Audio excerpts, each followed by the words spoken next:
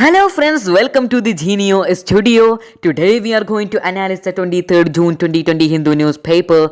The 5 articles I want to discuss about today, and the first one is amid military talks, reports of Chinese build-up at Pangong. The second one is Parliament project returned for final detailing. It's about the Delhi Urban Art Commission asked the Central Public Works Department for details on landscape, parking, daylighting and ventilation. And the third one is Udumalpet murder, prime accused acquitted. And the next article is Vigilance Paramount. It's about the incremental cases of the states. And the last one is A Way Out of Undelineated Borders. It's about the India-Nepal tensions. So let's get started with the first article. Amid military talks, reports of Chinese build-up at Pangong.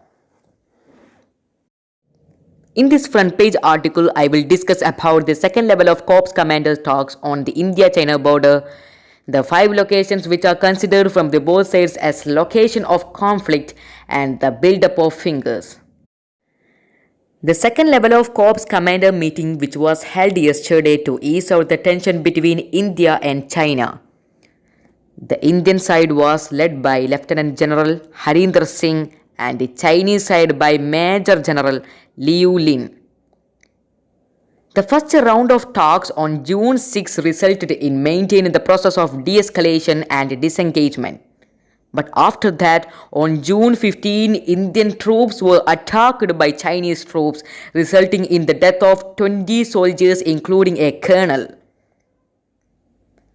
On June 6, both sides identified 5 locations of conflict, that is, Patrolling Point 14, 15, 17A, North Bank of Pangong and Cheshire. Patrolling Point 14, which right near the mouth of Galwan Valley, and the Patrolling Point 15 and 17 at the Hot Spring area.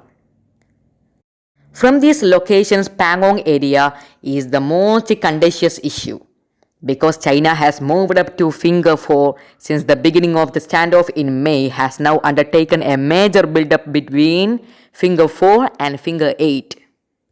Then what is the Finger 4 and Finger 8? The barren mountains on the lake's northern bank, called the Changchenmo, just forward in major spurs which is the army calls fingers. India claims that the LAC is having some border with Finger 8, but it physically control area only up to Finger 4. Chinese border posts are at Finger 8 while it believes that the LAC passes through the Finger 2.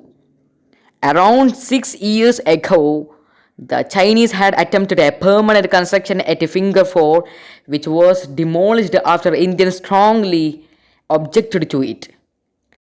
Chinese use light vehicles on the road to patrol up to Finger 2, which has a turning point for the vehicles. If they are confronted by an Indian patrol in between, asking them to return, it leads to confusion as the vehicle cannot turn back. The Chinese have now stopped the Indian soldiers moving beyond Finger 2. This is an eyeball to eyeball situation which is still developing.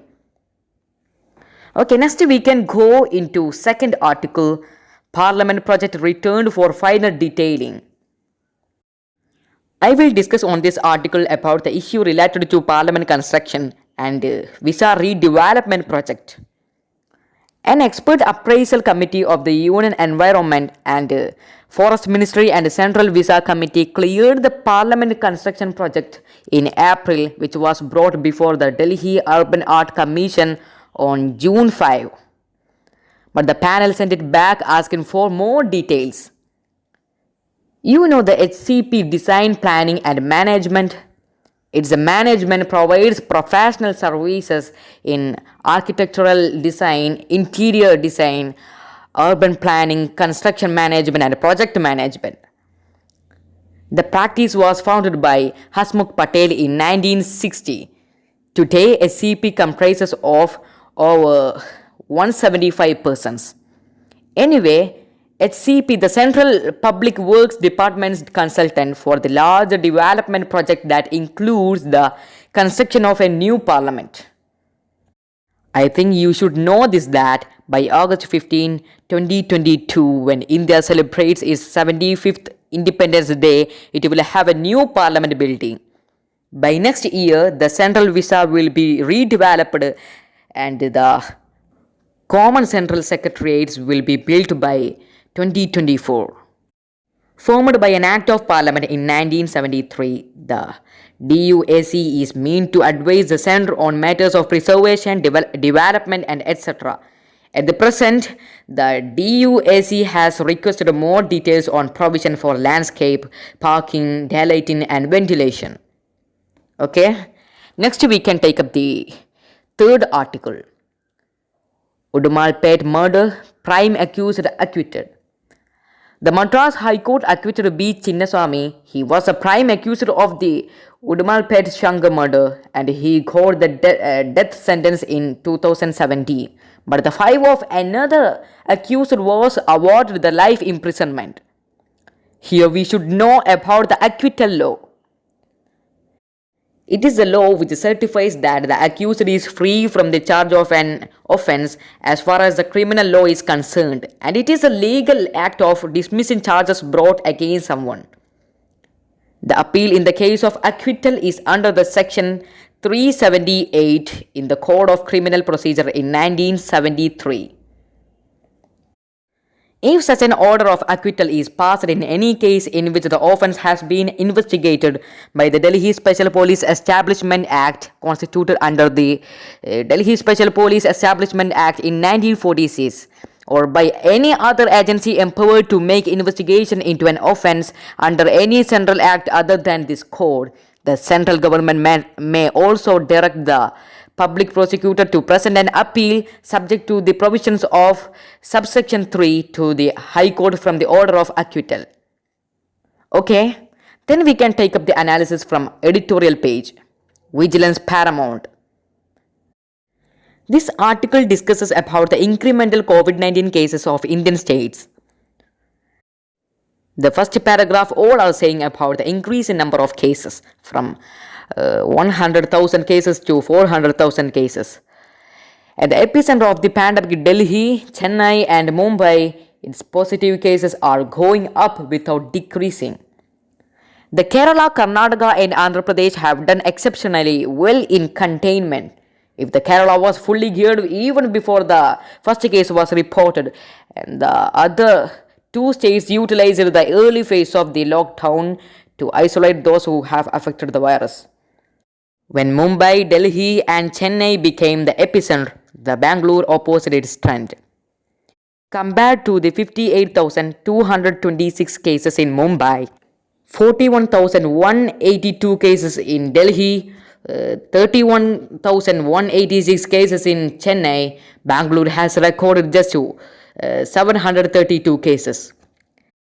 This despite Bangalore's population of 1.3 crore people just about being in the same league as that of Mumbai 1.84 crore and Delhi 1.9 crores. On Maharashtra, they conducted a better quality of testing but the large number of cases are rising. This aggressive testing enabled the Maharashtra to contain the Dharavi, that's a locality in Mumbai. The Delhi used a lot of tricks to keep cases and deaths low. It shows us to fight against the outbreak by standing together. The welcome step of Delhi is to provide oximeter to monitor the oxygen saturation levels of patients under the home isolation. And it followed the example of Kerala and Karnataka, which have involved the community in tracing the contacts of COVID positive patients.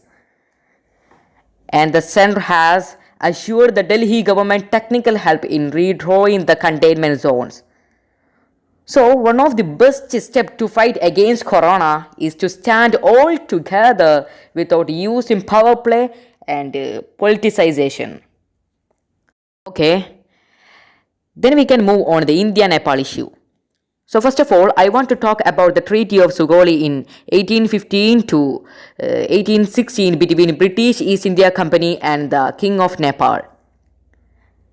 This resulted that the Kali River would mark Nepal's western border with the East India Company. Nepal has two trade junctions with India and China. The one in dispute now is Lipu Lake in Kalpani at the border of Uttarakhand with Nepal. In 1816, the Sukholi Treaty signed by Nepal and British India identified Kali River as the Nepal's boundary with India. Nepal claims the river to Kalpani's west is the main Kali and thus Nepal has territorial rights to it. India holds that a red Jhelum to Kalpani's east is the border, thus Kalpani falls within its territory. The demarcation undertaken by W.J. Webb later in 1816 covered the entire Beans region both to the east and the west of the river on the ground that it had traditionally been part of Kumaon prior to the 25-year-old occupation by Nepal. The drainage of the Kalpani and Libuleka was considered wholly within the British territory and it was seated that a short way below the springs the Kali formed the boundary with Nepal. And following this, the Nepal claimed that the Kuthi Valley further to the west, saying that Kuthi Yangti stream, the western branch of headwaters, should be considered the main Kali river. But the British retained the Kuthi Valley and the Lembiadura Pass. The first British resident laid this out to the Nepal Darbara in correspondence February 4, 1817 to October 10, 1817. The matter was the lowland between the Kali and Gorakhpur were restored to the Nepal by the Treaty of 1860. The Deputy Commissioner of Almora would each year travel to open trade to establish the border. The northern boundary of Beans was stated as the line of water parting between India and Huns. The British government didn't shift the East India Company boundary as Nepal alleges. The militarization of this undelineated part of the border has made it imperative for India to respond early to Nepal's selective reference to certain maps of British East India Company with a white paper and discuss giving Beansis in Nepal all facilities as those villages are cut off from the rest of Nepal. Equally important is the need for another white paper on Aksai Chin where the border is also not delineated. Resolution is a part of political discussion and the overlapping patrolling points are best for boundary. So, this article almost explains about the civilizational states should rely on the power of persuasion to settle misunderstanding left over by colonialism based on historical facts and summit diplomacy. That's all for today's discussion. Thank you for your attention and cooperation.